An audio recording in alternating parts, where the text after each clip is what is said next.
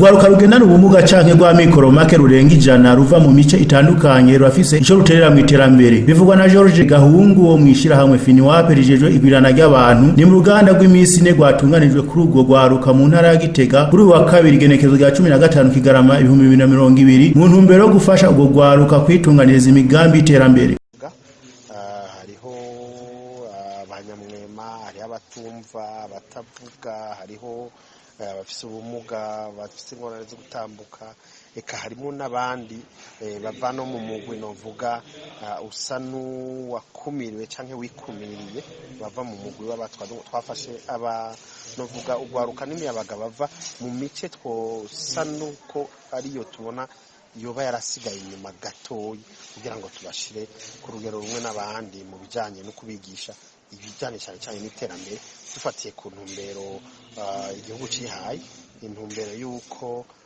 atanumwe yosigara inyuma, ko twoja hamwe tugashira inguvu hamwe kugira ngo twiteze imbere. Ubwambere na mbere nibaza ko ico twiteze ko gishobora kuva muri iyi nama nuko urugwaruka turi kumwe barenga 100, twibaza ko muri iyo misi ine dushobora kuvana bafise akantu bungutse mu vyiyumviro vyabo. No kuvuga yuko bo bafise akantu bungutse mu buryo bw'uko biyumvira ati burya natwebwe turashoboye kuja hamwe tukagira ico twimariye, cyane cyane nibaza ko ariyo nibaza inyishi komeye twaturose mu gihe twumva ngaha bose ico kintu bacishizemo. Hanyuma ikindi cakabi nuko twiteze yuko tuvuye ngaha tuzoba twabahaye ubumenyi bushobora kubatuma bishira hamwe mu kwitunganiriza imigambi yabo, bakaja hamwe bakagira ari koperative, ari shirahamwe ryo kudandaza, ari shirahamwe ryo kurangura utu canke turiya, bakishira hamwe bakiteza imbere. Nibaza yuko nko mu mwaka uza nk'ubu tuzogerageza dutunganye ikindi gikorwa cyo kwirimbura, tugerageje kuronka bose mubo turi kumwe no munsi kugira ngo tuze turabitubega ko twari kumwe Igitega mu kwa 12 mu mwaka uheze.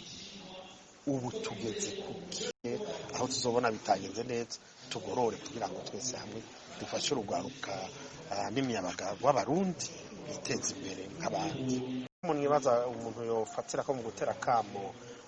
kugwaruka ruri muri iyi nama zitunganije nuko ubwa mbere na mbere murabona ko twakoranije abarenga 100 gatoyi. Mu Burundi murazi ko hari urwaruka n'imiyabaga amamiliyoni. Nico gituma ngira ko tuhamagariye yuko aho tuzosubirira muhira dusubiye mu kibano hari iwacu, umwe wese akazoba yungukiye ngaha yogashikanira bagenzi biwe hajya mu kibano, akabumbisha bati burya Igitega nahigiye ikintu cyo kuja hamwe n'abandi tugatunganya imigambi mu buryo buke dufise, tukagerageza tukisunura ku buryo bwo dushobora kugera no ku rugero rw'uko dushobora no kwegera amabanki, tukegera abashobora kudufasha, tukaronka ingurane, tukagira imigambi mwizo tutuma dutera imbere bimwe bishemeye. Nibaza ko icari kimwe twokorera ko mu gutera kamo, kuko ahanye niba dufise 100,